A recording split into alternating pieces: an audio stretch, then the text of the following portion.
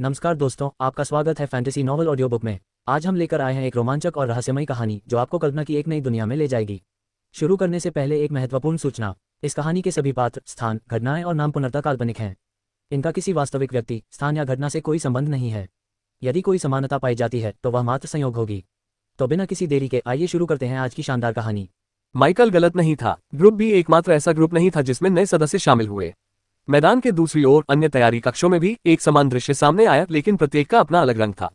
Group A में, जहां ओगा पिछली दीवार के पास एक अचल चट्टान की तरह खड़ा था, वहां का माहौल शत्रुतापूर्ण नहीं हुआ था, लेकिन उसमें बदलाव जरूर आया था। नए प्रतिभागी आ चुके थे और ग्रुप बी के प्रतिभागियों की तरह वे भी स्पष्ट रूप से शुरू से ही परीक्षणों का हिस्सा नहीं थे। लेकिन ये वाले अलग थे। उनका नेता एक लंबा और चौड़े कंधों वाला व्यक्ति था जिसने लोहे जैसे भूरे रंग के दस्ताने पहने थे और उसकी छाती पर एक इस्पात का मुकुट खुदा हुआ था। जब उनसे पूछा गया कि वे कौन थे तो उन्होंने बस इतना कहा, हम इस्पात साम्राज्य से हैं। अर्थ ड्रैगन किंगडम के विपरीत स्टील किंगडम के लायनहॉर्ट के साथ मैत्रीपूर्ण संबंध थे। वे व्यापारिक मार्गों, कुछ सांस्कृतिक आदान प्रदान और यहां तक कि कभी कभार संयुक्त सैन्य अभ्यासों को साझा करते थे। वे सहयोगी थे, कम से कम कागज पर तो ऐसा ही है, लेकिन इसका मतलब यह नहीं था कि उनका स्वागत किया जाएगा। कमरे में मौजूद हर कोई जानता था कि उनके अंदर कदम रखते ही मुकदमे का स्वरूप बदल जाएगा। उगा कुछ नहीं बोला, वह हिला तक नहीं, लेकिन कमरे में प्रवेश करने के बाद पहली बार उसकी आंखें पूरी तरह खुली। उसने एक एक करके स्टील योद्धाओं को गौर से देखा। उसने धीमी सी आह भरी और अपनी आंखें फिर से बंद कर ली। मैदान के दूसरी ओर ग्रुप सी में तनाव का माहौल अलग था। ठंडा, अधिक घातक। इस कमरे में सन्नाटा था, बहुत अधिक शांति। रेन नोआ बाईं दीवार के पास बाहें मोड़े, सिर थोड़ा झुकाए खड़ा था। उसे लगा था कि उसका हौसला बुलंद है। उसे लग रहा था कि दुनिया उसके सामने क्या क्या चुनौतियां पेश कर सकती है।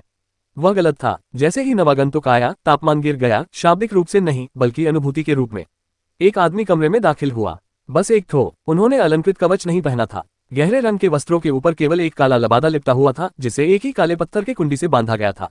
उसका चेहरा युवा था, लेकिन उस पर एक अजीब सी गंभीरता झलकती थी, मानो उसके द्वारा उठाया गया हर कदम कमरे को और भी गहरे सन्नाटे में धकेल रहा हो। वह मुस्कुराया नहीं, मैंने किसी की तरफ देखा तक नहीं। वह अंदर आया और बैठ गया, और उस कमरे ने उसे ऐसा करने दिया क्योंकि हर कुलीन व्यक्ति, हर आम आदमी, यहाँ तक कि वे लोग भी जो पहले आत्मविश्वास से इतराते थे, अब इसे महसूस कर रहे थे। आभा, एडवांस टियर नहीं, इसका शिखर भी नहीं, ग्रैंड टियर, वास्तविक चीज। रेन का जबड़ा थोड़ा कस गया। ये लियोनार्ड के वंश में अचानक हुए चमत्कारिक उत्थान जैसा नहीं था। नहीं, यह एक ऐसा व्यक्ति था जिसने भव्य मंच पर कदम रखा था। लेकिन कमरे में सनसनी पैदा करने वाली बात सिर्फ उनकी उपस्थिति ही नहीं थी। उसने यही कहा था। उनकी आवाज मधुर थी, मानो उतावली सी हो, लेकिन इतनी स्पष्ट थी कि सभी को सुनाई दे सके। मैं रूई हूं, उसने अपने लिबादे से धूल का एक कण झाड़ते हुए कहा। काले सर्प साम्राज्य का 9वां राजकुमार। उन्होंने इस बारे में विस्तार से नहीं बताया। उन्हें इसकी जरूरत नहीं थी। काला सर्प साम्राज्य महज कोई दूरस्थ रियासत नहीं था, ये वास्तव में एक साम्राज्य था, वही जिसकी सेवा लायनहॉर्ट किंगडम करता था। और अब उस साम्राज्य का एक राजकुमार उनके बीच बैठा था।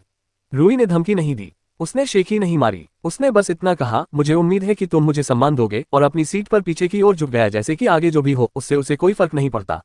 लेकिन ऐसा हुआ क्योंकि उस कमरे में मौजूद हर व्यक्ति यह जानता था, इससे सब कुछ बदल गया, यहां तक कि रेन भी। उसने धीरे से निगलते हुए अपने पैरों पर थोड़ा सा हिलते हुए कहा। उसकी कमर में लटकी लकड़ी की तलवार अचानक बहुत भारी लगने लगी। बाहर स्टेडियम इतने लंबे समय में इतना भरा हुआ कभी नहीं दिखा था। सबसे ऊंची छत से लेकर सबसे नीचे की पत्थर की बेंचों तक लोग फसल कटाई से पहले गेहूं की तरह ठसाठस भरे हुए थे। कंधे से कंधा मिलाकर, कोहनी से कोहनी मिलाकर हर सांस उस पहाड़ी अखाड़े में एक साझा गूंज थी। यहां तक कि कुलीन वर्ग के लोगों ने भी अपनी आरक्षित बालकनियों को भर दिया था।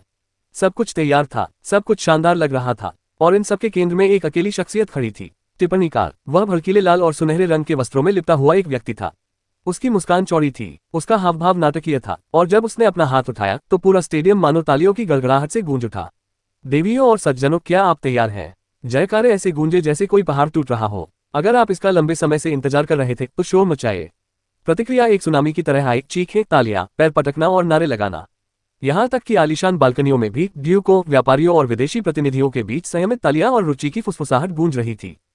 कमेंटेटर धीरे धीरे अपनी जगह पर घुमा, भीड़ की प्रतिक्रिया को बढ़ने दिया और फिर दोबारा अपनी आवाज बुलंद की। ये ड्यूक की भव्य प्रतियोगिता का अंतिम चरण है, और इस बार ये सार्वजनिक है। और भी जयकारे, और भी ज्यादा पैर पटकना। बच्चों ने लकड़ी की तलवारें लहराई। कमेंटेटर ने मंच के ऊपर मंडरा रही विशालकाय मायावी स्क्रीन की ओर इशारा किया। इस अंतिम चरण में 100 प्रतिभागी हैं। उसने एक उंगली ऊपर उठा दी। 100 चुने गए। उन्होंने कुछ देर रुककर अपनी बात को प्रभावी ढंग से रखते हुए कहा, लेकिन केवल एक ही व्यक्ति इस उपाधि, इस पुरस्कार और लायनहॉर्ट कुलीन वर्ग में शामिल होने के अधिकार के साथ वापस जाएगा। इसके बाद लोगों ने हैरानी से सांसें रोक ली। इनाम के बारे में तो सबको पहले से ही पता था, लेकिन उसे जोर से सुनना, इससे वह सच लगने लगा। और बात यही खत्म नहीं होती। उसने ऊंची आवाज में बोलना जारी रखा, ये ट्रायल 2 मोड में खेला जाएगा। भीड़ एक पल के लिए थम गई, सब लोग उसके शब्दों को ध्यान से सुन रहे थे। पहला, वह नाटकीय ढंग से घूमा। 4 टीमों के बीच मुकाबला। बूम, वहां था। फिर से जयकारे गूंज उठे, लेकिन कुछ लोग असमंजस में दिखे। कमेंटेटर ने उन्हें इंतजार नहीं कराया। 100 प्रतिभागियों को 4 टीमों में विभाजित किया गया है। प्रत्येक टीम में 25 योद्धा हैं। टीम ए, टीम बी, टीम सी, टीम डी। और इस पहले दौर में कमेंटेटर ने जादूगर की तरह अपनी आवाज धीमी करते हुए कहा, यह इस बारे में नहीं है कि कौन सबसे ताकतवर है। भीड़ आगे की ओर झुक गई। यह इस बारे में है कि कौन सबसे अच्छा साथ मिलकर काम करता है। उसने उंगलियां चटकाई। प्रत्येक टीम को अन्य टीमों को बाहर करना होगा। अंत में जो टीम बची रहेगी वही पहला चरण जीतेगी। पहले तो हैरानी भरी आहें सुनाई दी, फिर धीमी आवाज में आश्चर्य का इजहार हुआ। लेकिन उनका काम अभी खत्म नहीं हुआ था। लेकिन उस आवाज ने बढ़ते हुए भ्रम को कम कर दिया। टीम प्रतियोगिता समाप्त होते ही असली अंतिम परीक्षा शुरू हो जाएगी। वह रुका, इसे पकने दो। फिर दहाड़ा, व्यक्तिगत प्रतियोगिता। भीड़ एक बार फिर उग्र हो उठी। यहीं पर सारे गठबंधन टूट जाते हैं, सारे एहसान बिखर जाते हैं। यहाँ हर योद्धा को अपनी जान की बाजी लगानी पड़ती है। ऊपर रईस लोग ध्यान से देख रहे थे और आपस में फुसफुसा रहे थे। कुछ लोग जासूसी करने आए थे, कुछ लोग शर्त लगाने आए थे। जैसे ही कमेंटेटर की आवाज स्टेडियम में गूंजी, उग्र और नाटकीय अंदाज में, ग्रुप बी के तैयारी कक्ष में हालात विस्फोट होने की कगार पर थे। तनाव एक अदृश्य तूफान की तरह फैल गया। लायन हॉट किंगडम के रईस स्पष्ट रूप से उत्तेजित थे। कुछ ने तलवारों की मूठें कसकर पकड़ रखी थी, जबकि अन्य इस तरह खड़े थे मानो नवागंतुकों को और आगे बढ़ने की चुनौती दे रहे हों। आम लोग, हालांकि उनमें से कई बेहद गुस्से में थे, अपनी जगह पर बैठे रहे। पृथ्वी ड्रैगन साम्राज्य से आए नवागंतुक आत्मसंतुष्ट बने रहे, कुछ दबी आवाज में हंस रहे थे, जबकि अन्य हल्के से छिपे हुए तिरस्कार के साथ चुपचाप कमरे का जायजा ले रहे थे। तब प्रतीक्षा कक्ष के बाहर से एक तेज आवाज गूंजी, जो भी व्यक्ति यहाँ हथियार उठाएगा उसे तत्काल अयोग्य घोषित कर दिया जाएगा। वहां शांति थी, अटल, लेकिन यह निर्विवाद है। एक ऐसा आदेश जिसने कमरे को पत्थर की तरह सख्त कर दिया।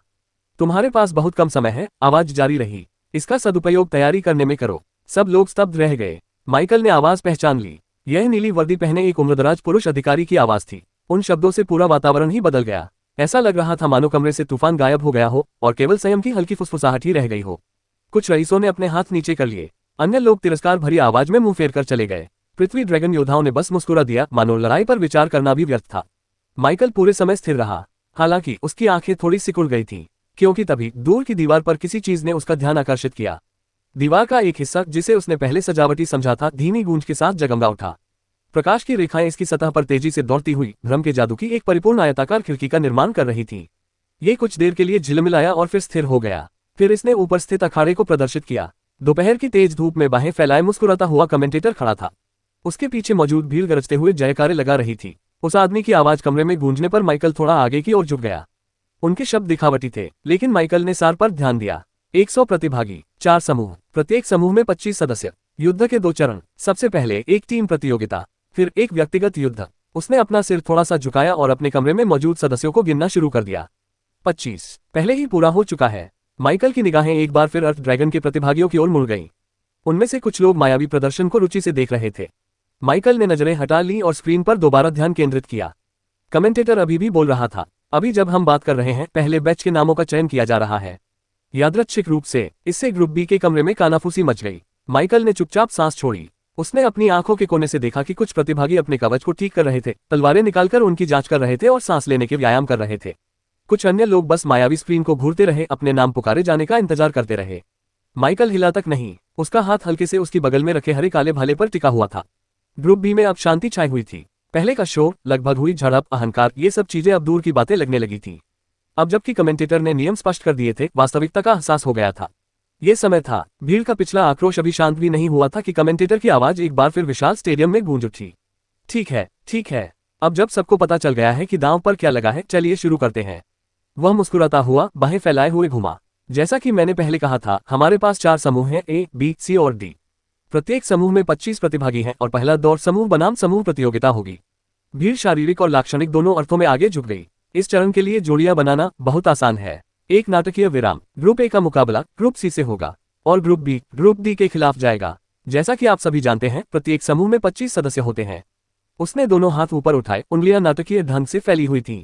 4-4 सदस्यों की टुकड़ियां लहरों में युद्ध के मैदान में प्रवेश करेगी।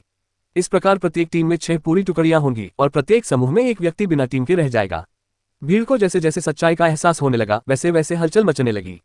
और उस अकेले योद्धा का क्या होता है? कमेंटेटर मुस्कुराया। उन्हें अगले चरण में स्वतः ही पदोन्नति मिल जाएगी। माइकल के कमरे में वापस आते ही तनाव एक बार फिर बढ़ गया। प्रत्येक समूह से एक भाग्यशाली व्यक्ति को इस चरण में बिल्कुल भी लड़ाई नहीं लड़नी पड़ेगी। सवाल ये था कि कौन। कमेंटेटर ने एक बार ताली बजाई। चलिए ग्रुप ए से शुरू करते हैं। उसने एक निश्चित स्थान की ओर इशारा किया। लाल वस्त्र पहने एक युवक अखाड़े के स्टैंड में बैठा था और उसके सामने 4 कटोरे रखे थे। फिर उसने अपने बाईं ओर रखे पहले कटोरे से कुछ उठाने के लिए हाथ बढ़ाया। ये कागज का एक लुढ़का हुआ टुकड़ा था। डेला मायरे, युवक ने चयन विधि के बारे में सभी को जागरूक करने की घोषणा की। लाल वस्त्र पहने युवक आगे बढ़ते रहे। टीम ए के दूसरे सदस्य लियोनेल होटराइट, तीसरा उजेन केर, चौथे हाउस कोर्विन के सर मार्क स्टील किंगडम का प्रतिनिधित्व करते हुए। उस नाम ने लहजे में तीक्ष्ण बदलाव ला दिया। स्टेडियम का माहौल बेहद रोमांचक था जब तक कि धीरे धीरे भ्रम की स्थिति गर्जना करती भीड़ पर कोहरे की तरह छाने नहीं लगी।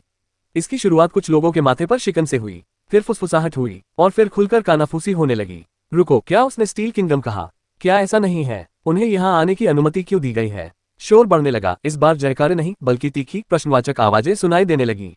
टिप्पणीकार अपनी दिखावटी मुस्कान के बावजूद तेज नजरों से इसे लगभग तुरंत ही देख लिया। उसने जोर से गला साफ किया और ऊपर लगे मायावी पर्दों की ओर हाथ उठाया।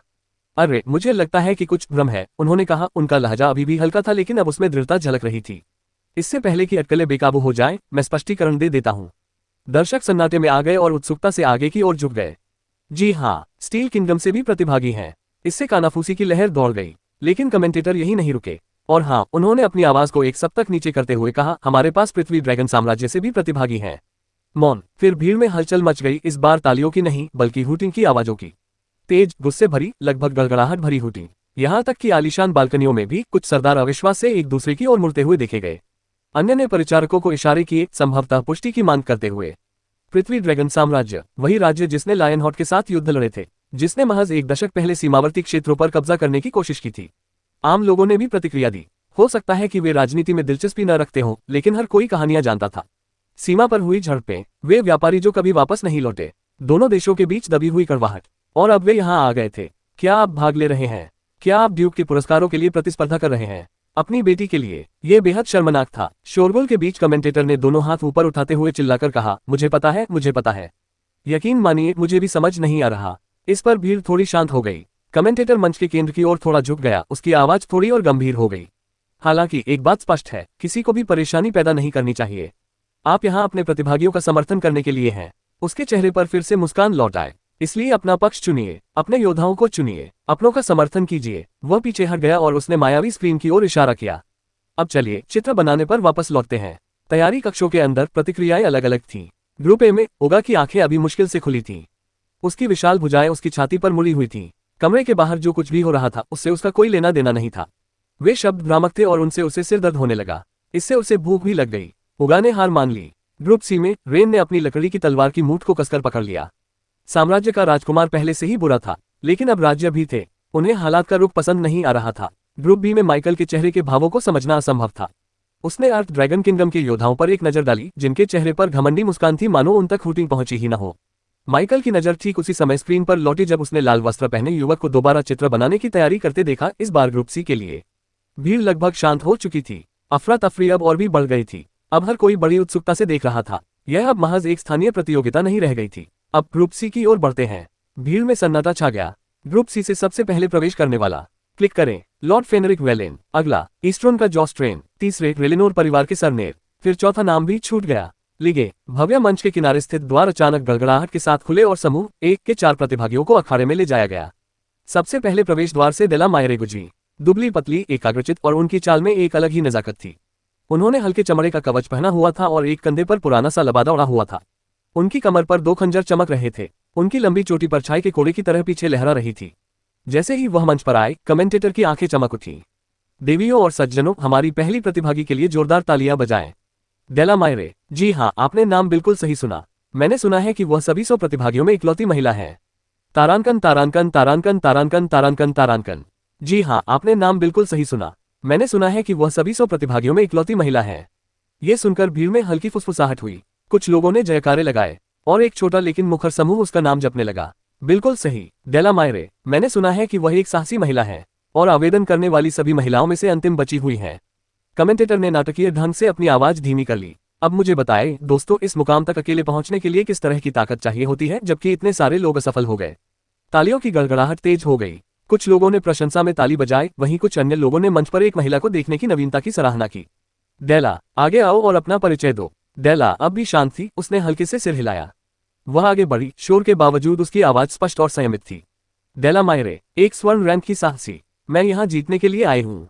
सरल, सीधा। दर्शकों को ये बहुत पसंद आया। जहां तक इस बात का सवाल है कि एक महिला ऐसे मंच पर प्रतिस्पर्धा क्यों कर रही थी जो देखने में पुरुषों के लिए ही बना हुआ प्रतीत होता था, दर्शकों को इससे कोई फर्क नहीं पड़ता था। उसके लहजे में योद्धा की झलक है और आंखों में शिकारी की। उसकी शांति तो देखो, सुंदर, खतरनाक और जानलेवा। भीड़ ने खुशी से जयकारे लगाए और शोर मचाया। इसके बाद कमेंटेटर ने ग्रुप ए के एक अन्य सदस्य की ओर इशारा किया। युवक के बाल पीछे की ओर कंघी किए हुए थे और उसके चेहरे पर आत्मविश्वास झलक रहा था। उस कवच की चमक तो देखो, मैं यहाँ से अपना प्रतिबिंब देख सकता हूँ। कृपया अपने आप का परिचय दो। युवक आगे बढ़ा और थोड़ा झुककर प्रणाम किया। लायनल हॉटराइट, हाउस हॉटराइट, मैं अपने परिवार को गौरव दिलाने के लिए तत्पर हूँ। दोस्तों, ये नौजवान यहाँ खुद को साबित करने आया है। उसके पीछे उज़ेन केर आया, एक हट्टा कट्टा, चेहरे पर निशानों वाला आदमी, जिसकी दाढ़ी घनी थी और पीठ पर एक भारी कुल्हाड़ी बंधी हुई थी। न कोई शाही प्रतीक चिन्ह, न कोई दिखावटी साजो सामान, बस एक दमदार व्यक्तित्व। अब इसे देखो, अरे बाप रे, इसे देखो। मुझे यकीन है कि इस कुल्हाड़ी ने अनगिनत बार खून चखा होगा। उज़ेन कुछ पल चुप रहा, फिर आगे बढ़ा। उज़ेन केर, उसने दहाड़ते हुए अपना नाम घोषित किया। भीड़ ने भी उतनी ही जोरदार आवाज में जवाब दिया। दर्शक दीर्घा में बैठे आम लोग खुशी से खड़े हो गए और मुट्ठियां हवा में लहराने लगे। और अंत में हाउस कोविन के सर मां, वह व्यक्ति बड़े सलीके से चल रहा था। उसका कवच चांदी की तरह चमक रहा था और उसकी कमर पर एक पतली तलवार शान से टिकी हुई थी। उसने भीड़ को एक सधे हुए अंदाज में प्रणाम किया। श्रीमान, सब लोग, इस्पात साम्राज्य से एक महान योद्धा। जी हाँ, इस्पात साम्राज्य से। कमेंटेटर ने तनाव बढ़ाते हुए कहा। लगता है ये प्रतियोगिता वाकई उम्मीदों पर खरी उतरने वाली है। दर्शकों को समझ नहीं आ रहा था कि उन्हें कैसा महसूस करना चाहिए। कुछ ने ताली बजाई, कुछ ने हुटिंग की, लेकिन सभी की निगाहें अखाड़े पर टिकी हुई थीं। तैयारी कक्षों में वापस आकर प्रतिभागी गंभीर एकाग्रता के साथ देख रहे थे।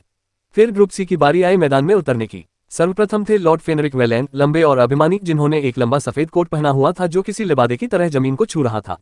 उनका हथियार एक तलवार थी जिस पर चांदी की नक्काशीदार म्यान थी। फेनरिक वेलेन, उसने ठुड्डी ऊपर उठाते हुए कहा, मेरी तलवार मेरे घराने का सम्मान करे। भीड़ ने मौन प्रतिक्रिया दी, न तो स्वागतपूर्ण और न ही शत्रुतापूर्ण।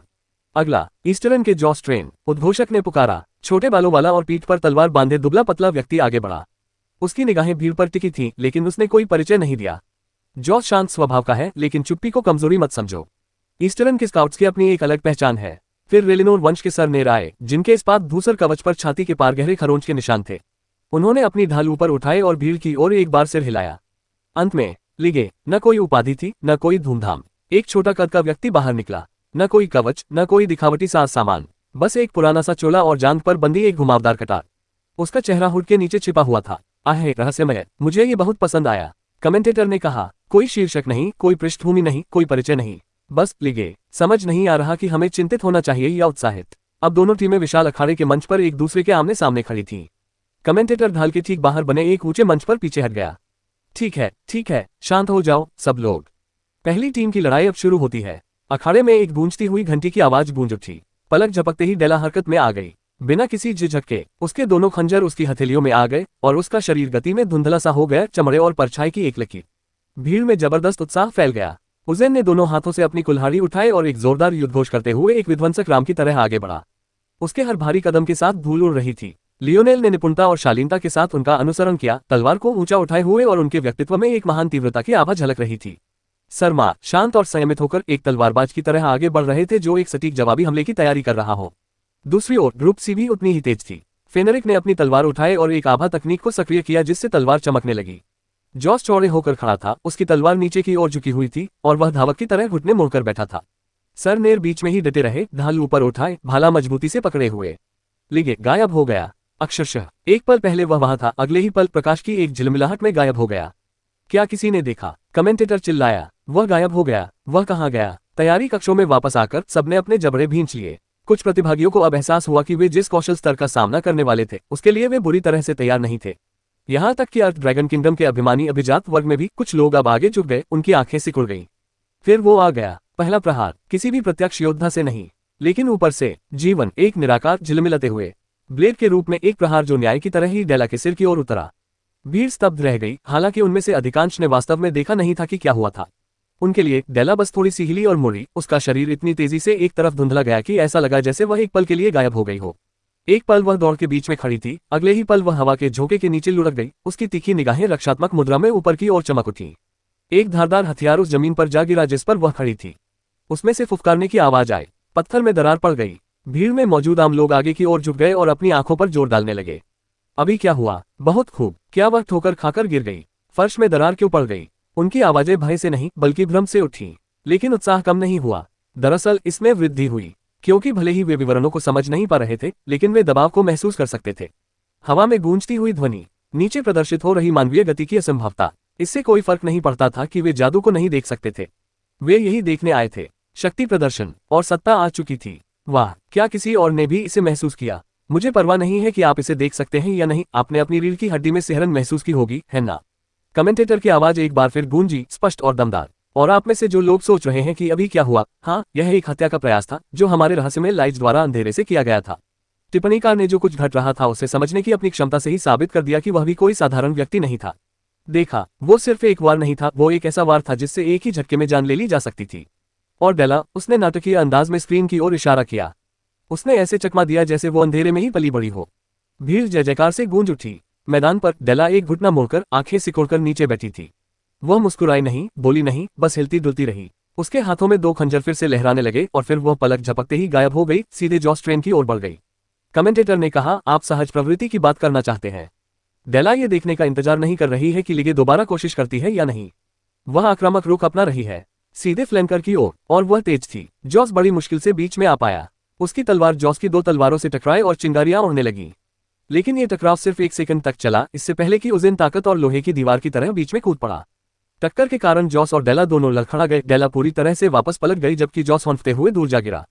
भीड़ में एक बार फिर उग्र उत्साह फैल गया। उन्हें हर छोटी बड़ी बात देखने की जरूरत नहीं थी। गति स्पष्ट थी, ऊर्जा वास्तविक थी। मंच पर लगे अवरोध के जादू ने कुछ प्रभाव बल को अखाड़े की हवा में फैलने दिया, जिससे दर्शकों को युद्ध क्षेत्र के प्रकोप का हल्का सा अनुभव हुआ। इसी बीच लियोनेल और फेनरिक आपस में भिड़ गए। दोनों योद्धा नर्तकों की तरह प्रकाश और तलवारों का संयोजन कर रहे थे।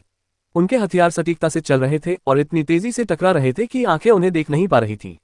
लायनल बनाम फेनरिक, कुलीनता का कुलीनता से आमना सामना, कमेंटेटर ने पूरे जोश के साथ कहा। लेकिन उनके फुटवर्क पर ध्यान दे, फेनरिक अपने बाएं पैर का ज्यादा इस्तेमाल कर रहे हैं। क्या लायनल ने पहले ही एक स्ट्राइक मार दी है? सर माँ अभी भी टस से मज नहीं हुए थे। वह धैर्यपूर्वक देखता रहा, उसका हाथ अपनी तलवार की मूठ पर था, उसकी निगाहें अपने साथियों के पीछे के स्थान से कभी नहीं हटी। कमेंटेटर ने इस बात पर ध्यान दिया। माँ अभी तक लड़ाई में शामिल नहीं हुए हैं, इंतजार कर रहे हैं, हिसाब लगा रहे हैं। क्या वे पीछे से रक्षा कर रहे हैं या किसी और अचानक हमले की उम्मीद कर रहे हैं? और उनका इंतजार करना सही था। अचानक सर माँ के पीछे एक झिलमिलाहट, लेकिन उसकी तलवार पहले से ही चल रही थी। अखाड़े में स्टील की गड़गड़ाहट गूंज उठी। कुछ तेज निगाहों ने इसे पकड़ लिया। हवा में एक चमक, एक रोशनी, एक हल्की सी झिलमिलाहट जो सर माँ के गाज से टकराए और फिर गायब हो गई। आज कोई हत्या नहीं, लिगे, कमेंटेटर ने हंसते हुए कहा। लगता है स्टील किंगडम का योद्धा जितना दिखता है उससे कहीं ज्यादा चालाक है। दर्शक मंत्रमुग्ध हो गए थे। हर टकराव, हर गतिविधि, शक्ति का हर उभार। कई लोगों को तकनीक समझ में नहीं आई, लेकिन वे तमाशे को समझते थे। और यह एक ऐसा नजारा था जो रईसों और आम लोगों दोनों के लिए समान रूप से देखने लायक था। और तनाव बढ़ता ही गया। जब दर्शक शर्मा के आखिरी मिनट के बचाव से अभी भी गर्जना कर रहे थे, तभी सबसे पैनी नजर रखने वालों ने वह सवाल पूछना शुरू कर दिया जो मुकाबले की शुरुआत से ही उनके मन में चल रहा था। लिगे अब कहाँ थी? इसका उत्तर था हर जगह और कहीं नहीं। वह गायब नहीं हुआ था। न कोई जादुई पर्दा था, न ही अदृश्यता का कोई मंत्र। वह बहुत तेज था, अधिकांश लोगों की आंखों के लिए बहुत तेज। अप्रशिक्षित दिमाग के लिए इसे समझना बहुत मुश्किल है क्योंकि यह बहुत परिवर्तनशील है। लिगे सीधी रेखाओं में नहीं चलता था, वह खुले स्थान में नहीं रुकता था। वह धुएं, धूल, उछलते शरीरों की छायाओं और चमकती आभाओं के बीच से रास्ता बनाता हुआ आगे बढ़ता था। और इसी वजह से वह खौफनाक बन गया था। वह जादू से नहीं बल्कि अपनी गति से एक प्रेत बन गया था। कमेंटेटर ने इसे देखा। ध्यान से सुनिए दोस्तों, मुझे पता है आप में से कुछ लोग सोच रहे होंगे क्या वह गायब हो गया? क्या ये कोई जादू था? लेकिन नहीं, कोई भ्रम नहीं है, कोई पलक झपकना नहीं, कोई टेलीपोर्टेशन नहीं। आप जो देख रहे हैं वह विशुद्ध तकनीक है। वह गायब नहीं होता, वह गति में छिप जाता है। कमेंटेटर ने आगे कहा, ये कुछ कुख्यात गिरोहों और पूर्वी हत्यारों के संघों द्वारा इस्तेमाल की जाने वाली युद्ध शैली है। हर कदम इस तरह रखा जाता है कि कोई आवाज न निकले, हर कोण इस तरह बनाया जाता है कि वह नजर से ओझल हो जाए। यहाँ तक कि कई लड़ाकों को भी एहसास नहीं होता कि वह कितना करीब आ गया है। वह तेज है, लेकिन उससे भी बढ़कर वह चतुर है। वह द्वंद्व युद्ध नहीं चाहता, वह एक क्षणिक अवसर की तलाश में है। और बस इसी पल दृश्य वापस वर्तमान में आ गया। नीचे फेनरिक ने लियोनेल पर झपट्टा मारा, उसकी तलवार की नोक पर आभा कड़क रही थी। यह एक शानदार स्ट्राइक थी। जब तक एक चमक, लियोनेल से नहीं लेकिन फेनरिक के पीछे। लिगे, एक कतार चुपचाप आगे की ओर झुकी, मानो किसी सांप का दांत हो। वह संपूर्ण था, लेकिन लियोनेल आखिरी क्षण में मुड़ गया और फेनरिक योजना से आधा कदम आगे बढ़ गया, जिससे खंजर बाल उसकी रीढ़ की हड्डी से चुभ गया। लिगे गति के साथ बह गया और इससे पहले कि उनमें से कोई पलटवार कर पाता, वह फिर से धूल में गायब हो गया। कमेंटेटर ने ठहाका लगाते हुए कहा, हाँ, एक तीर से दो निशाने साधते ठिकाने लगाते रह गए, लेकिन लियोनेल की नेक भावनाएं सिर्फ दिखावा नहीं है। और फेनरिक, खैर आज तो किस्मत ने उसका साथ दिया। भीड़ अविश्वास से चीख उठी। कुछ लोग लिगे का नाम चिल्ला रहे थे, कुछ लियोनेल का, और कुछ लोग इस पूरे पागलपन पर खुशी मना रहे थे। यह महज एक लड़ाई नहीं थी, ये परछाइयों का खेल था, अदम्य शक्ति के विस्फोटों का और अंतर्दृष्टि की चमक का। और इन सबके बीच डेला ने दोबारा मुकाबले में प्रवेश किया। कोलिजियम के नीचे बने तैयारी कक्षों में सन्नाटा छाया हुआ था। ग्रुप डी के एक युवा तलवारबाज ने फुसफुसाते हुए कहा, क्या ये दिखावा था या नहीं? रुको, वह फिर से उसके पीछे है।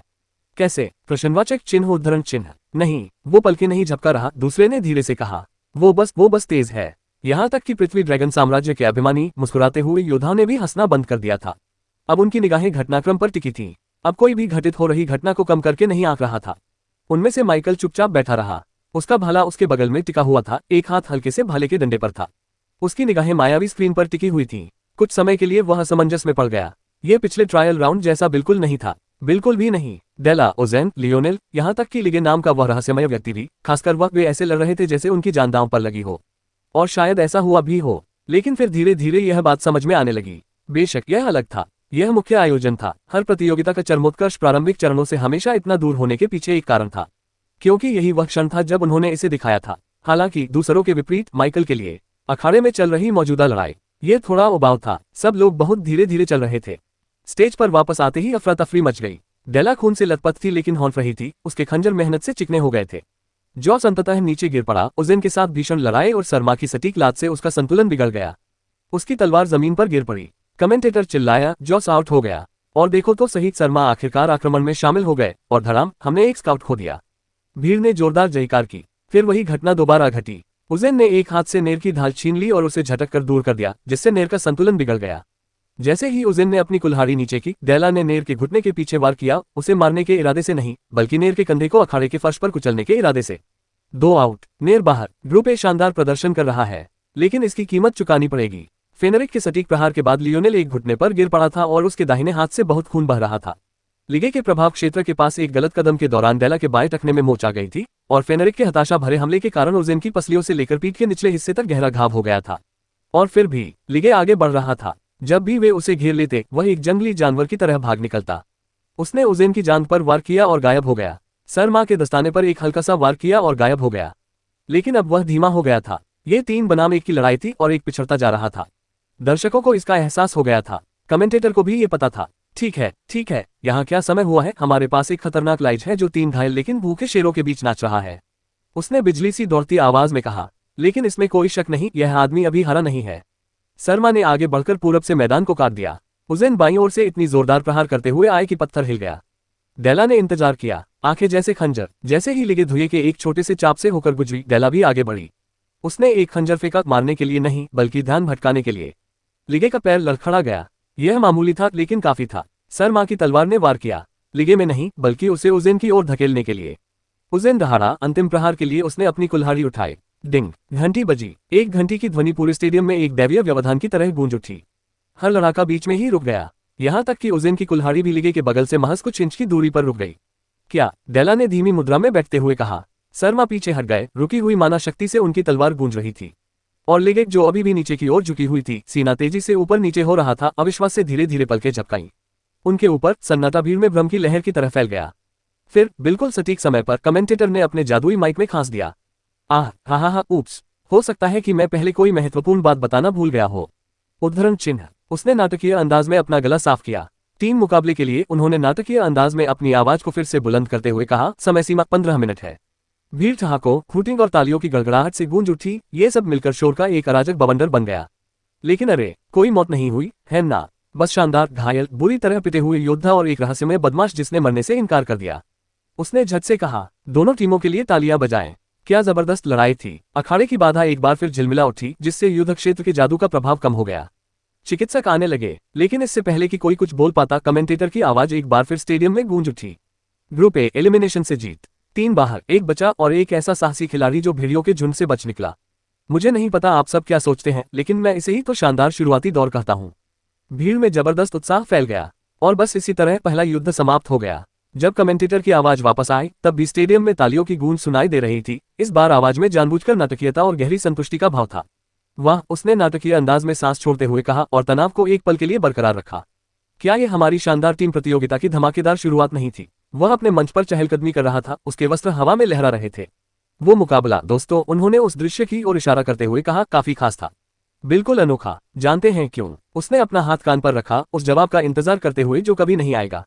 भीड़ हंस पड़ी, सब उसकी धुन में रम चुके थे। अच्छा तो चलिए मैं आपको ज्ञान देता हूँ, वह गरजते हुए बोला। सभी 8 प्रतिभागी, जी हाँ सभी, या तो मध्यवर्ती स्तर के अंतिम चरण में थे या उन्नत स्तर के शुरुआती चरण में कदम रख रहे थे। बिल्कुल सही, हम सिर्फ अच्छे लड़ाकों को नहीं देख रहे थे, हम चरम प्रदर्शन करने वालों को देख रहे थे, ठीक उस नाजुक मोड़ पर जहां तकनीक और शक्ति मिलती है और सहज ज्ञान बाकी का फैसला करता है।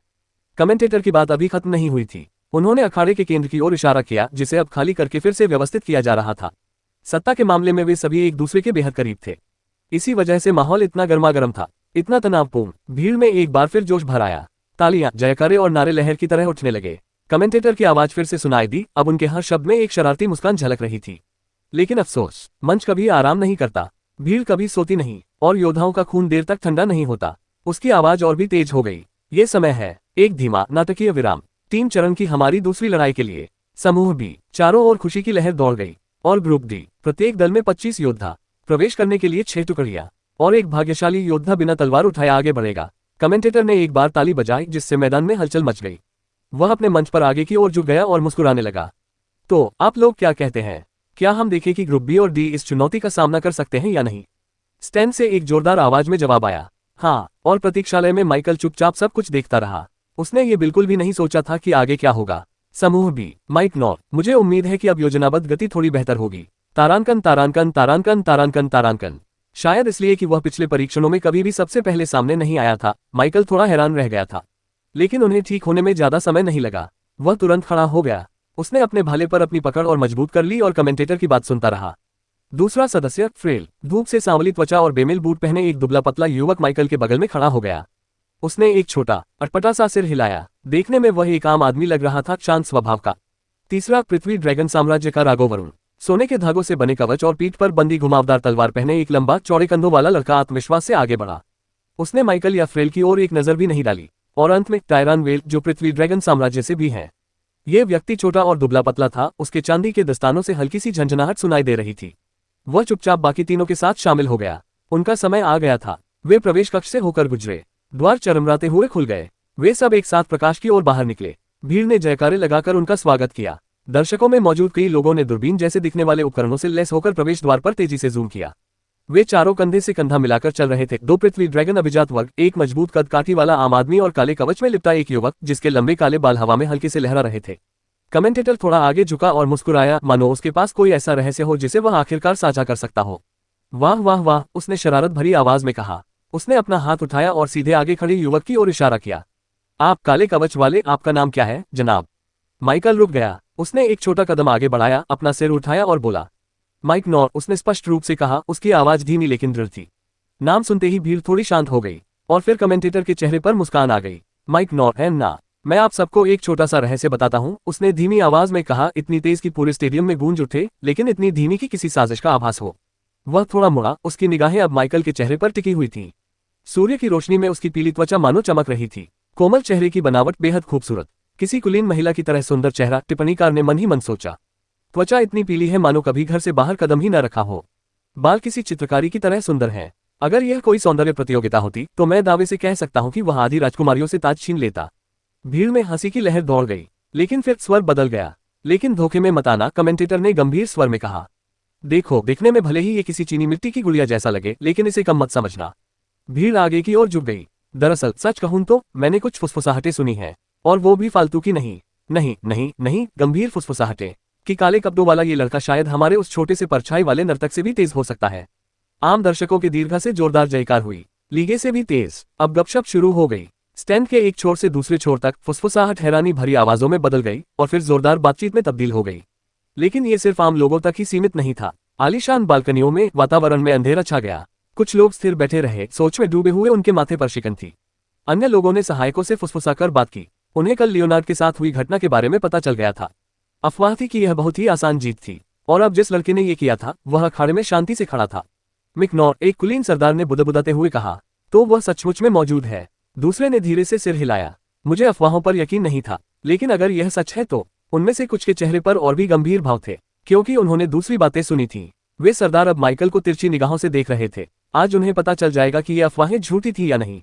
अखाड़े में नीचे माइकल ने लगभग कोई प्रतिक्रिया नहीं दी। वो बस अपने दस्ते के साथ वापस अपनी जगह पर आ गया। भला उसके कंधे पर टिका हुआ था, चेहरे पर कोई भाव नहीं बदला था। उनके लिए यह बहुत सरल था। बातें तो बातें ही होती हैं। अब कार्रवाई करने का समय था। कमेंटेटर ने ताली बजाई। ठीक है, बहुत हो गए राज, चलिए बाकी टीम के सदस्यों से मिलते हैं, क्या कहते हैं?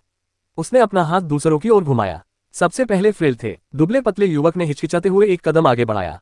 उसके जूते पत्थर के फर्श पर हल्के से घिसे और उसने भीड़ को एक संक्षिप्त, लगभग शर्माते हुए सिर हिलाकर अभिवादन किया। फ्रेल, उसने कहा, मैं यहाँ अपना सर्वश्रेष्ठ प्रदर्शन करने आया हूँ। भीड़ ने उत्साहवर्धक तालियां बजाईं, जिनमें से अधिकांश आम लोगों के स्टॉल से थीं। उसकी असहजता में कुछ हद तक ईमानदारी थी, जिसके कारण उसे कुछ लोगों का समर्थन मिला।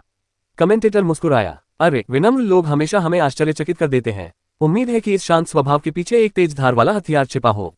फिर राघव आया। वह ऐसे आगे बढ़ा जैसे अखाड़ा उसी का हो। सिर ऊंचा किए, सुनहरा कवच सूरज की रोशनी में चमक रहा था और उसकी तलवार उसकी पीठ पर किसी सोए हुए जानवर की तरह टिकी हुई थी। राघव, वरुण, पृथ्वी, ड्रैगन साम्राज्य, मैं यहाँ हारने नहीं आया हूँ। कमेंटेटर ने हल्की सी सीटी बजाई। वाह वाह, आत्मविश्वास से भरे हो। और क्यों नहीं, इतनी भारी तलवार में आमतौर पर उसे संभालने की ताकत होती है। फिर टायरान वेल आगे बढ़ा। जब उसने अपनी उंगलियों को हिलाया तो उसके चांदी के दस्तानों से हल्की सी चमक निकली। टायरन, ये पंक्ति तीखी थी, लगभग धमकी भरी। इस पर मिली जुली प्रतिक्रियाएं आईं, लेकिन वह कुलीन व्यक्ति बिना विचलित हुए बस देखता रहा। कमेंटेटर खिलखिलाकर हंसा। ओहो, लगता है आज अर्थ ड्रैगन किंगडम खेलने नहीं आया है। आग और बर्फ एक ही टीम में। वह पीछे हट गया और अपनी बाहें फैला दी। और ये लीजिए, फ्रेल, राघव, टायरान और माइक नॉल। वह भीड़ की ओर मुड़ा। उसकी आवाज फिर से ऊंची हो गई। टीम बी के लिए तालियां बजाएं। स्टेडियम में जयकारे, सीटियां और जगह जगह तालियों की गूंज सुनाई दी। अखाड़े के दूसरे छोर से लाल वस्त्र पहने युवक एक बार फिर आगे बढ़ा। उसका चेहरा शांत था, उसकी मुद्रा सटीक थी। जैसे ही उसने चौथे कटोरे में हाथ डाला, ठीक है, उसने कहा। उसकी आवाज जादुई ढंग से पूरे स्टेडियम में गूंज उठी। ग्रुप डी का प्रतिनिधित्व करते हुए दर्शक दीर्घा में सन्नाटा छा गया। युवक ने कागज की एक पर्ची निकाली और उसे सहजता से खोल दिया। प्रथम, वेलेक्रिस्ट परिवार के एरेन वेलेक्रिस्ट। दूसरा, लाल रंग की वर्दी पहने युवक ने अगला नाम निकालते हुए पुकारा। हाउस डैनियल के माइक डैनियल। तीसरा नाम तुरंत सामने आया। हाउस वॉस के ड्रेन वॉस। और अंत में लाल वस्त्र पहने युवक ने अंतिम कटोरे में हाथ डाला। कैल रिनथ परिवार का। अध्याय 347-347 ड्यूक एवरमून। मौन। पूरा स्टेडियम सन्नाटे में डूब गया।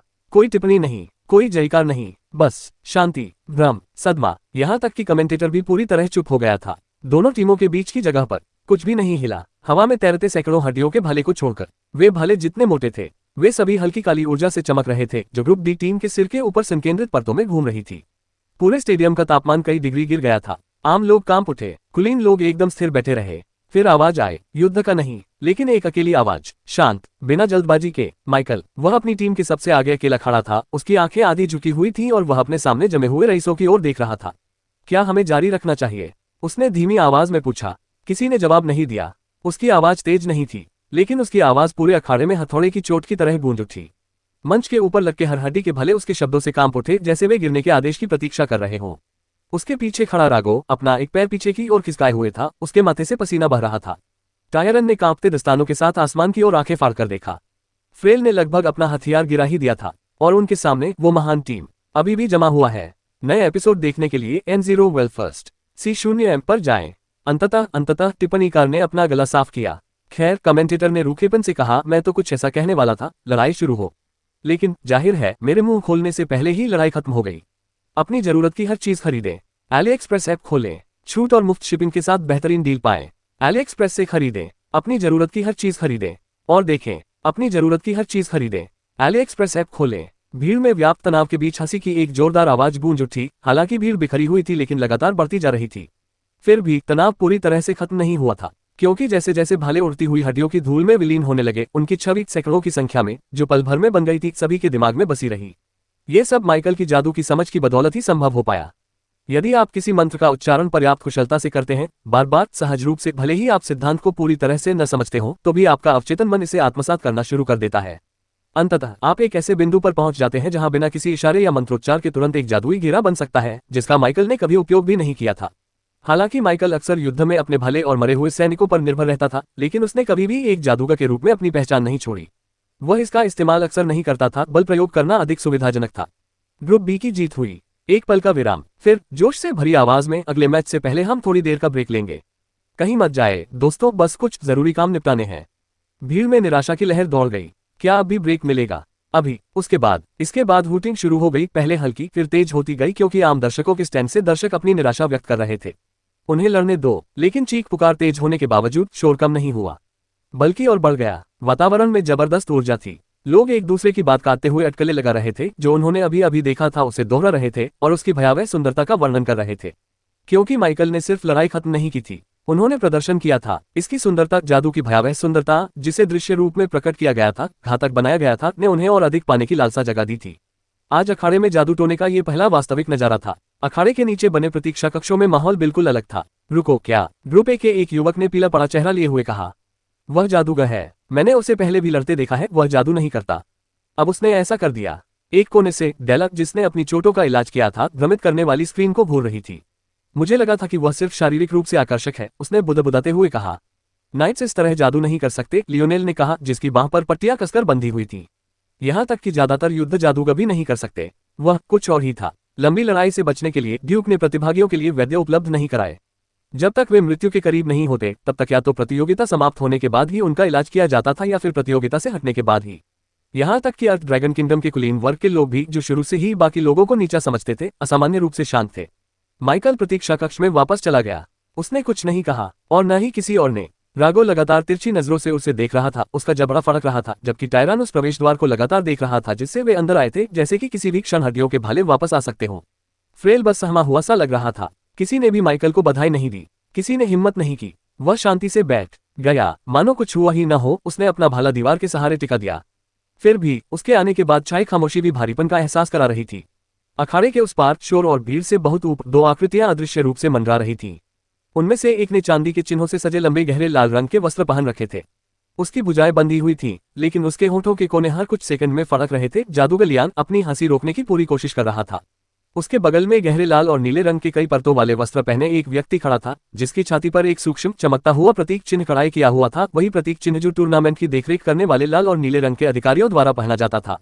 ड्यूक एवरमून। ड्यूक के हाथ उनकी पीठ के पीछे थे। नीचे अखाड़े को देखते हुए उनके चेहरे के भाव भावहीन थे। उनके चांदी जैसे बाल हवा में धीरे धीरे लहरा रहे थे। ड्यूक एवरमून। राजधानी में अधिकांश लोगों के लिए उनका नाम उनके पद से कहीं अधिक महत्व रखता था। सत्ता के मामले में वह लायनहॉर्ट साम्राज्य के कुलीन वर्ग की रीढ़ की हड्डी माने जाने वाले अन्य 3 ड्यूकों के साथ कंधे से कंधा मिलाकर खड़ा था। लेकिन प्रभाव और महत्वाकांक्षा के मामले में एवरमून उन सभी से कहीं आगे था। वह नामात्र का नेता नहीं था, वह सिर्फ कागजों और हाथ मिलाने के पीछे छिपा हुआ एक राजनीतिक षड्यंत्रकारी नहीं था, वह खुद में एक महान स्तर का जादूगर था, बिल्कुल मेजलियान की तरह। सभी एक बात पर सहमत थे, हाउस एवरमून का ड्यूक खतरनाक था। कुलीन वर्ग में उन्हें कई नामों से पुकारा जाता था, the crimson strategist, the quiet wolf, the duke with no chase. महत्वाकांक्षी, सत्ता के भूखे, हिसाब किताब रखने वाले, लेकिन कभी मूर्ख नहीं। और यही कारण था कि वह दशकों तक बिना किसी चूक के, बिना दरबार या शाही परिवार को उसे दबाने का कोई स्पष्ट कारण दिए बिना फलता फूलता रहा। खैर, कुछ समय पहले तक तो यही स्थिति थी। पुराने राजा के सिंहासन छोड़ने और उत्तराधिकार के लिए चल रही लड़ाई के बीच यह एक दुर्लभ अवसर था। ऐसे समय में जो सही राजकुमार को जीत दिलाने में मदद कर सकता था, उसका नामोनिशान मिट जाता। धन दौलत, कृपा, पद, ताजगी दिलाने वाली वफादारी के लिए कोई भी कीमत बहुत ज्यादा नहीं होती। ड्यूक एवरमून के पास सिंहासन पर प्रभाव डालने के लिए आवश्यक सत्ता के तीनों स्तंभ मौजूद थे, धन, प्रसिद्धि और शक्तिशाली अधीनस्थ। यदि वह सावधानीपूर्वक कार्य करता और कुछ अन्य शक्तियों के साथ गठबंधन करता, तो उसके समर्थन से कोई भी राजकुमार व्यवहारिक रूप से सिंहासन पर आसीन हो सकता था। और अगर समय सही होता तो राजा भी इसे रोक नहीं पाता। लेकिन अपनी तमाम महत्वाकांक्षाओं के बावजूद ड्यूक अतीत के घावों से अछूता नहीं था। दरबार में उसके पहले के कुछ साहसिक कदमों ने लगभग उसके खिलाफ एक गठबंधन को जन्म दे दिया था। वह पीछे हट गया, वर्षों तक चुप्पी और तटस्थता में रहा। लेकिन अब वह क्षण फिर आ गया था। लेकिन इस बार सूक्ष्मता की जीत होगी। और इसी सावधानीपूर्वक योजना के दौरान उनके मन में पारिवारिक संबंधों का विचार आया। विवाह का बंधन, एक शांत बंधन जो वफादारी की एक अटूट श्रृंखला में बदल सकता था। चारों ड्यूकों में से वही एकमात्र ऐसे थे जिनकी पुत्री वयस्क थी। समस्या क्या है? वह खुलेआम उसका हाथ नहीं बढ़ा सका। ऐसा करने से दरबार सतर्क हो जाएगा और इससे भी बुरा अन्य राजकुमारों को भी। वे उसके इरादे का इस्तेमाल उसके खिलाफ करेंगे, उसे अपने फायदे के लिए इस्तेमाल करेंगे, या इससे भी बुरा खुद ही इनाम छीन लेंगे।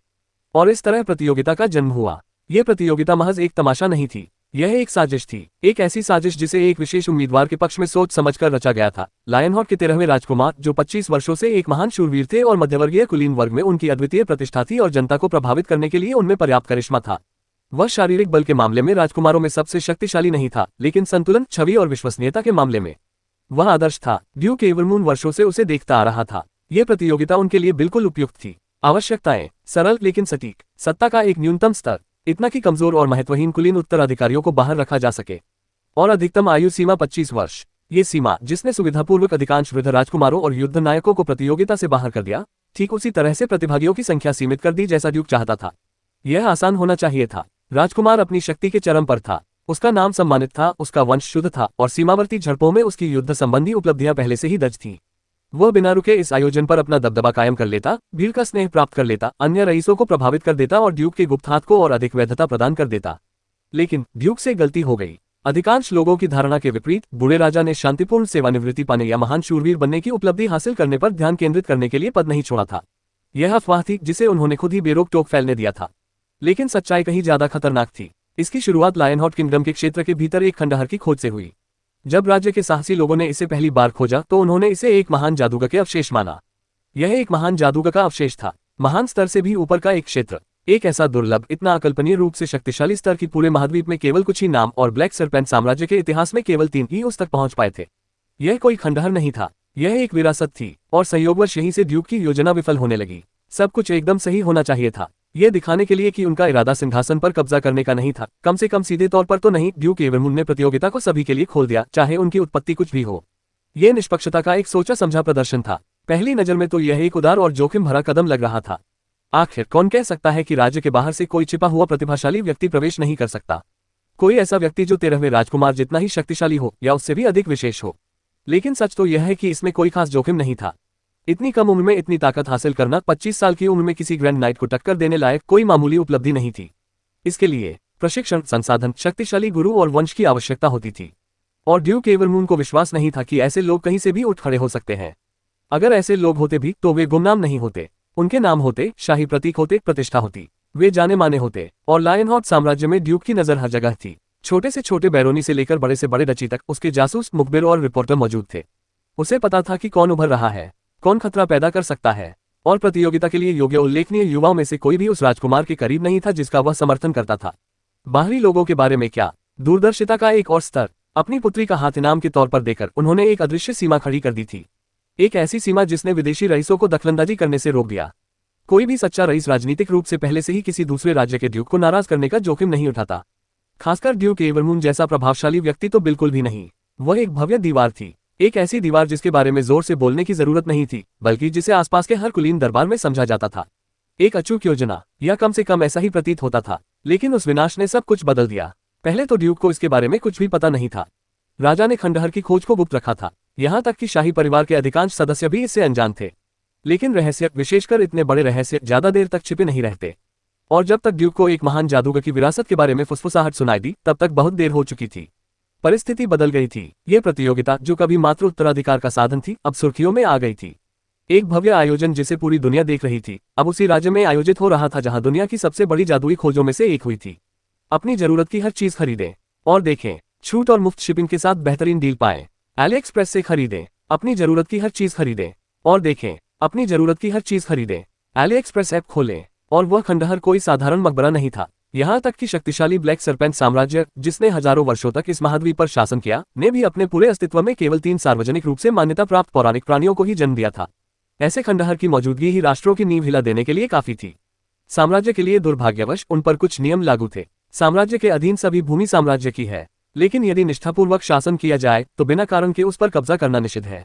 इतिहास के सबसे सम्मानित सम्राटों में से एक द्वारा बनाया गया एक कानून। इसने लायनहॉट जैसे जागीरदार राज्यों को सुरक्षा प्रदान की और पूरे साम्राज्य में वफादारी को बढ़ावा दिया, क्योंकि कमजोर लोग भी अपनी संपत्ति की रक्षा कर सकते थे, बशर्ते वे विद्रोह न करें। सामान्य दिनों में साम्राज्य के लोग ऐसी पाई को अपने सामने से गुजरते हुए बस देख ही सकते थे, लेकिन इस बार हालात अलग थे। एक ड्यूक की बदौलत ये खंडहर, जो मूल रूप से लायनहॉट साम्राज्य के अधिकार क्षेत्र में रहने के लिए बनाया गया था, अब इतना चौड़ा खोला जा सकता था कि दूसरे लोग इसमें प्रवेश कर सकें। आखिरकार लायनहॉट अपने उल्लेखनीय पृष्ठभूमि वाले रिश्तेदार को मना तो नहीं करेगा, है ना? नियमों को तोड़ा जा सकता था और शक्तिशाली साम्राज्य इस बात को जानता था। और कुछ समय तक ड्यूक को इस बात का एहसास भी नहीं था कि दुनिया ने उन पर ध्यान देना शुरू कर दिया है। दूसरे मुकदमे की सुनवाई समाप्त होने तक नहीं। नए एपिसोड देखने के लिए N0 वेल फर्स्ट C0M पर जाएं। फाइनल से ठीक एक दिन पहले तक ऐसा नहीं हुआ जब साम्राज्य और अन्य शक्तिशाली राज्यों से वह आने लगे।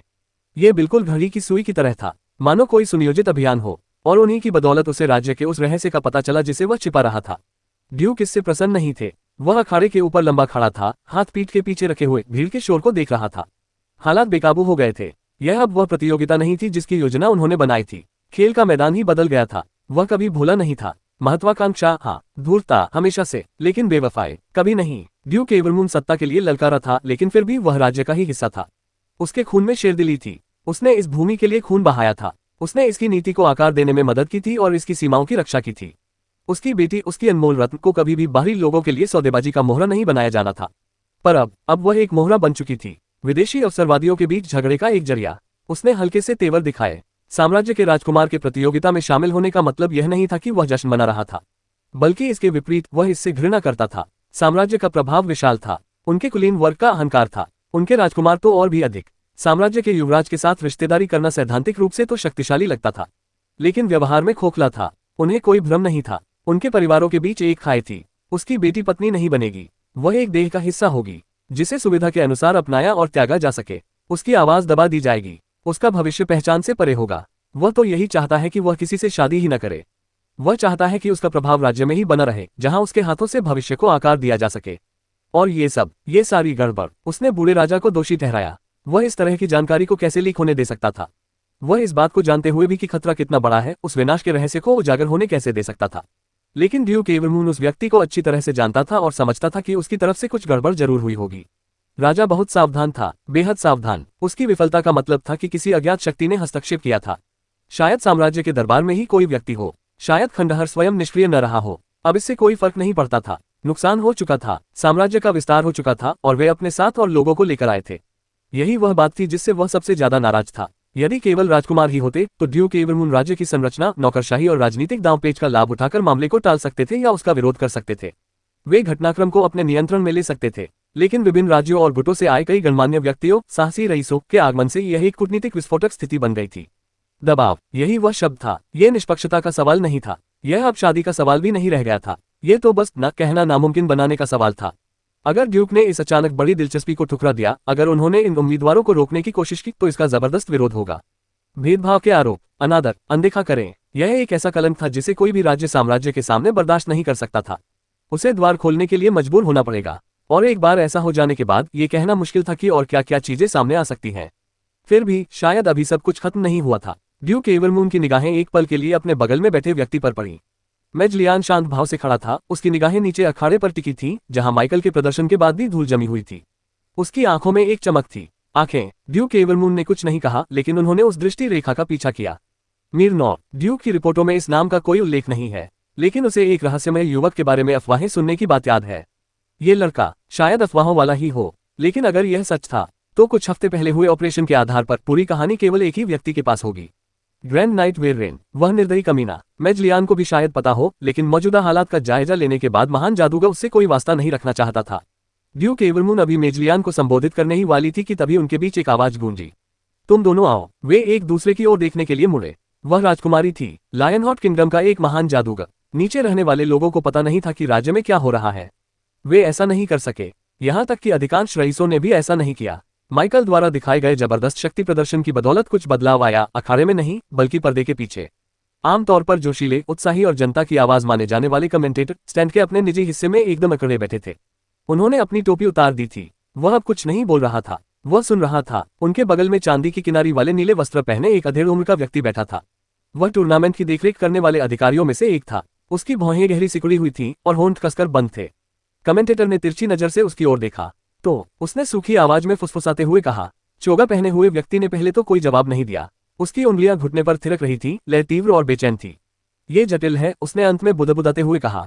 हमें कुछ बाधाओं का सामना करना पड़ा है। कमेंटेटर ने पलकें झपकाई। बाधाएं? उस आदमी ने अपना माथा रगड़ा। नशे की लत छूटने के लक्षण। अब इस बात पर कमेंटेटर को रुकना पड़ा। कितने? 53। उसने मुश्किल से अपनी आवाज धीमी रखते हुए फुसफुसाया। अब 31 टीमें बची हैं, उस आदमी ने गंभीर स्वर में उत्तर दिया। जीतने वाली टीमों को छोड़कर। कमेंटेटर अचंभित होकर पीछे झुक गया। इस तरह की प्रतियोगिताओं में उनका अनुभव नया नहीं था। प्रतियोगिता से नाम वापस लेना आम बात थी। डरपोक लोग भी होते हैं, चोटें भी लग जाती हैं, लेकिन 53, वो भी एक साथ। उसकी वजह से उसने अपना सिर थोड़ा सा अखाड़े की ओर झुकाया। उस आदमी ने आह भरी। उसे इसे पूरा करने की जरूरत नहीं थी। लोग अगला शिकार नहीं बनना चाहते, अधिकारी ने बुदबुदाते हुए कहा। खासकर वे लोग जिन्हें लगता था कि उनके पास मौका है। अब वे हड़बड़ी में हैं, बहाने बना रहे हैं, पारिवारिक मामलों या निजी सीमाओं का हवाला दे रहे हैं या कह रहे हैं कि प्रतिस्पर्धा करने का कोई फायदा नहीं है। अच्छी बात सिर्फ यही है कि अब सिर्फ काबिल लोग ही बचे हैं। कमेंटेटर ने मैदान की ओर नीचे देखा तो अब क्या? उसने धीरे से पूछा। अभी भी जारी रखेंगे? नीले वस्त्रधारी व्यक्ति ने पहले तो कोई जवाब नहीं दिया। वह अखाड़े की ओर घूरता रहा, उसके होंठ ऐसे फड़फड़ा रहे थे मानो वह कुछ कड़वा चबा रहा हो।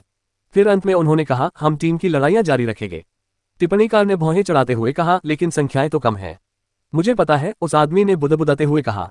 हम जरूरत के हिसाब से खिलाड़ियों को बदलते रहेंगे, लेकिन उनमें से कोई भी फाइनल में नहीं पहुंचेगा।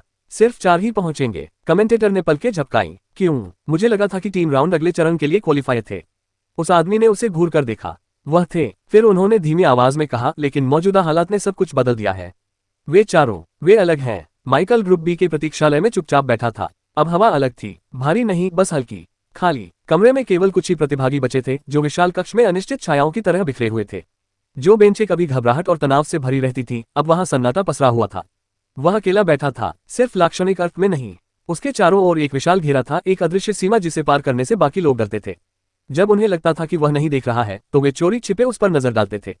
कुछ सीधे घूरते थे, कुछ डर से, तो कुछ उत्सुकता से। माइकल को कोई फर्क नहीं पड़ता था। दरअसल उन्हें यही तरीका पसंद था। वह यहाँ जितना कम समय बिताए उतना ही अच्छा। वह थोड़ा पीछे झुक गया, अपनी बाहों को बेंच पर टिकाकर शांति को अपने चारों ओर कवच की तरह छा जाने दिया।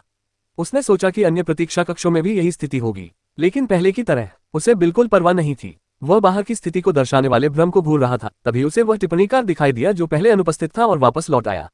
लेकिन इससे पहले कि वह कुछ कह पाता, मायावी स्क्रीन सफेद रंग में बदल गई। हाँ, माइकल ही अकेला ऐसा व्यक्ति नहीं था जो आश्चर्यचकित रह गया था।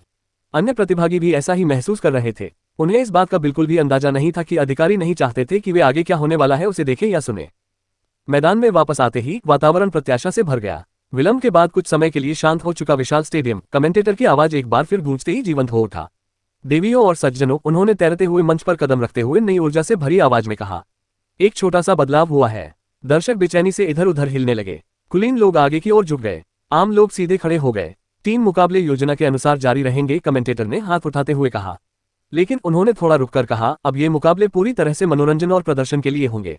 एक सन्नाटा छा गया। उन्होंने कहा, इन मैचों में से कोई भी फाइनल में नहीं पहुंचेगा। इसके बजाय प्रतियोगिता का अंतिम चरण निर्णायक परिषद द्वारा चुने गए 4 व्यक्तियों के बीच होगा। ये निर्णय अब तक प्रदर्शित शक्ति के भारी अंतर के कारण लिया गया है। स्टैंडों में थोड़ी सी फुसफुसाहट और कुछ भ्रम की स्थिति पैदा हो गई। फिर भी वह आगे बढ़ता रहा। ये चारों प्रतिभागी सिर्फ दावेदार नहीं हैं, ये सबसे मजबूत हैं। इस टूर्नामेंट में अब तक के सबसे बेहतरीन प्रतिभागी। इनकी क्षमताएं उम्मीद से कहीं अधिक हैं। इन्होंने इस प्रतियोगिता के मूल उद्देश्य को पार कर लिया है। उसने गहरी सांस ली। उनमें माइक नॉर भी शामिल हैं। इसके बाद तरह तरह की प्रतिक्रियाएं देखने को मिली। कुछ लोग चौंक गए, कुछ ने खुशी मनाई और कुछ ने गुस्से में बुदबुदाया। निस्संदेह वे इसे पक्षपातपूर्ण मानते हुए नाखुश थे। लेकिन इससे पहले कि कोई अपने विचार जोर से व्यक्त कर पाता, कमेंटेटर ने मुस्कुराते हुए ताली बजाई और घोषणा की, तो अब मंच पर वापस जो लोग अभी भी संघर्ष कर रहे हैं, गौरव के लिए, सम्मान के लिए या सिर्फ अपनी बात साबित करने के लिए, उनका समय आ गया है। अगला मुकाबला फिर से ग्रुप ए बनाम ग्रुप सी के बीच है। मैदान के ऊपर आसमान में प्रतिभागियों के नाम बड़े अक्षरों में दिखाई दिए और आगामी टीम मैच के लिए मंच को समायोजित करने के लिए उसमें बदलाव शुरू हो गया।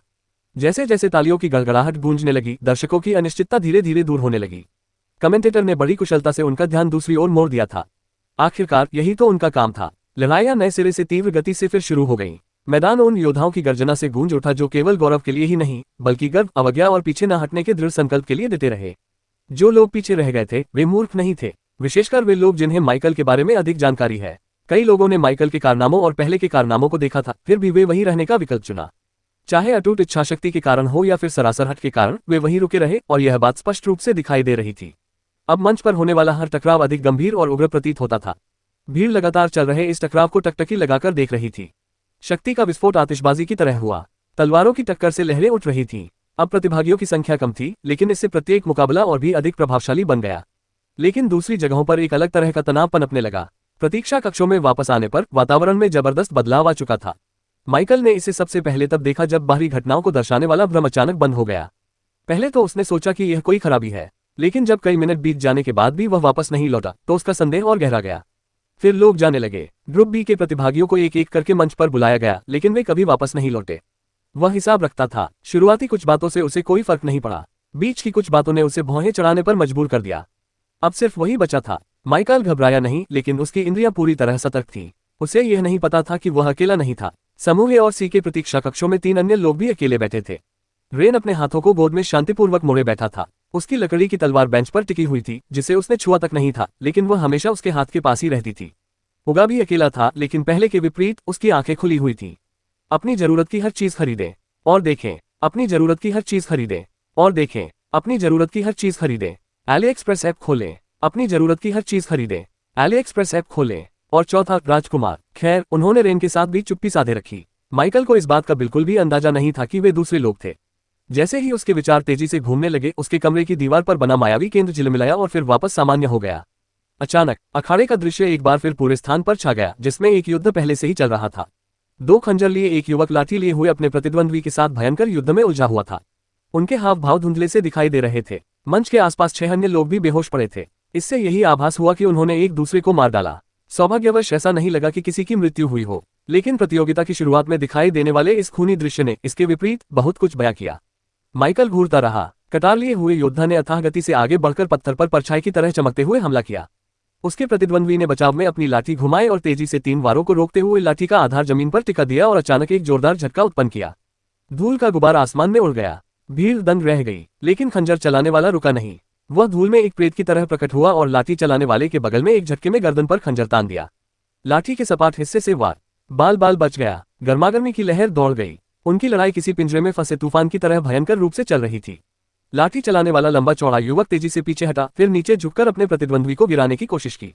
कटार चलाने वाला व्यक्ति उछला, हवा में ही पीछे की ओर पलट गया और ऐसा करते हुए उसने एक छोटी सी कटार फेंक दी। वह प्रक्षेपास्त्र पकड़ा गया, प्रतिद्वंद्वी द्वारा नहीं बल्कि उस लाठी द्वारा, जो बीच हवा में ही घूमकर लगभग लापरवाही से सटीकता के साथ उसे रोक लिया। फिर जवाबी हमला हुआ। लाठी तेजी से और बेरहमी से एक ऊर्ध्वाधर चाप में नीचे आए। खंजर चलाने वाले ने बचाव में अपने दोनों हथियार आपस में मिला लिए, लेकिन वार की ताकत से वह एक घुटने पर गिर पड़ा और नीचे अखाड़े का पत्थर टूट गया। दर्शक एक बार फिर जोर से चिल्ला उठे, जबकि कमेंटेटर पृष्ठभूमि में टिप्पणियां कर रहे थे। खंजर चलाने वाला योद्धा झट से उठ खड़ा हुआ और वारों की बौछार करते हुए अपने प्रतिद्वंद्वी को पीछे हटने पर मजबूर कर दिया। लेकिन जैसे ही कर्मचारी उपयोगकर्ता आगे बढ़ा, उसने बड़ी सहजता से कदम बढ़ाया। हर कदम सधा हुआ था, हर हरकत सहज थी। मैच बेहद करीबी था, नतीजा किसी भी तरफ जा सकता था, लेकिन ये ज्यादा देर तक नहीं चलता। ये समाप्त होने ही वाला था, और जैसा कि उम्मीद थी, अगला संवाद पलक झपकते ही घटित हो गया। लाठी चलाने वाले ने ऊपर की ओर वार करने का नाटक किया, फिर अपने हथियार के निचले हिस्से से खंजर चलाने वाले के बगल में वार किया। लेकिन बचने के बजाय खंजर चलाने वाला व्यक्ति वार की ओर बढ़ गया और ऐसा करते हुए मुड़ गया। लाठी ने वार किया, लेकिन ब्लेड ने पहले अपना निशाना साधा। कंधे पर एक सटीक वार। भीड़ दहाड़ उठी, लाठी गिर पड़ी, वार करने वाला लड़खड़ा गया। लेकिन खंजर चलाने वाले ने घमंड नहीं किया, वह मुस्कुराया भी नहीं। वह हौंकते हुए पीछे हट गया और घोषणा का इंतजार करने लगा। उद्घोषक की आवाज एक बार फिर गूंजने के साथ ही भ्रम थोड़ा धुंधला हो गया और कोलिजियम का एक विस्तृत दृश्य दिखाई देने लगा। हमारे बहादुर योद्धाओं के लिए तालियां बजाएं, उनके साहस के लिए, उनके कौशल के लिए, उन सभी चीजों के लिए जिनका वे प्रतिनिधित्व करते हैं। भीड़ ने जयकारे लगाए। कमेंटेटर ने विजेताओं के नाम घोषित किए। Group D. पूरे स्टेडियम में जयकारे गूंज उठे। कमेंटेटर ने मुस्कुराते हुए फिर से बुलंद आवाज में कहा, कृपया प्रतीक्षा कक्ष में जाइए। अधिकारी थोड़ी देर में आपके पास आकर आगे की प्रक्रिया के बारे में आपको मार्गदर्शन देंगे। जैसे ही उन्होंने बोलना शुरू किया, लाल रंग के लंबे वस्त्र पहने कई व्यक्ति अखाड़े के मंच पर आ गए। वे तेजी से, कुशलतापूर्वक और बिना किसी औपचारिकता के बेहोश प्रतिभागियों की देखभाल करने लगे। भीड़ धीरे धीरे शांत हो गई और लोग ध्यान से गिरे हुए योद्धाओं को उठाते और उन्हें अखाड़े के दूसरे छोर पर खुले एक मेहराब की ओर ले जाते हुए देखने लगे। माइकल आगे की ओर झुका। वह निकास द्वार सामान्यतः प्रतिभागियों द्वारा उपयोग नहीं किया जाता था। उसने एक मैच में भाग लेते हुए पिछले मैचों को देखा था, ताकि उसे पता चल सके कि प्रत्येक समूह आमतौर पर कहां से प्रवेश करता है और कहां से बाहर निकलता है। ये अलग था। माइकल ने अपनी आंखें सिकोड़ लीं। तो ये सिर्फ मेरा समूह नहीं है, उसने सोचा। उनमें से कोई भी वापस नहीं आ रहा है। फिर कमेंटेटर की आवाज एक बार फिर सुनाई दी, जो जोशीली और नाटकीय थी। और इसी के साथ टीम सेक्शन का अंत होता है। इसके बाद जोरदार तालियां बजने लगी। माइकल की निगाहें मायावी प्रदर्शन पर टिकी हुई थी, लेकिन अब वह और भी ध्यान से सुन रहा था। शानदार था ना, कमेंटेटर ने आगे कहा। भयंकर संघर्ष से लेकर अटूट गौरव तक हमने योद्धाओं को उठते, गिरते और अपनी पूरी ताकत से चमकते देखा। भीड़ ने फिर से जयकार की। रईसों ने ताली बजाए और आम लोग खड़े होकर जोर जोर से चिल्लाने लगे। मुझे हमारे साहसी योद्धाओं का विशेष रूप से उल्लेख करना चाहिए। डेला मायरी, जिसने शालीनता और अटूट इच्छाशक्ति के साथ लड़ाई लड़ी। लाइगे, जो परछाई की तरह अपने दुश्मनों के बीच हवा की तरह विचरण करता था। और कैलेन और रिस की 2 तलवारें। ये सभी नायक हैं। उन नामों को सुनकर दर्शकों के बीच फुसफुसाहट और पुरानी यादों की लहर दौड़ गई। और अब कमेंटेटर की आवाज अचानक उत्साह से तेज हो गई। वह समय आ गया है जिसका हम सभी इंतजार कर रहे थे। व्यक्तिगत मैच। प्रतिक्रिया तुरंत हुई।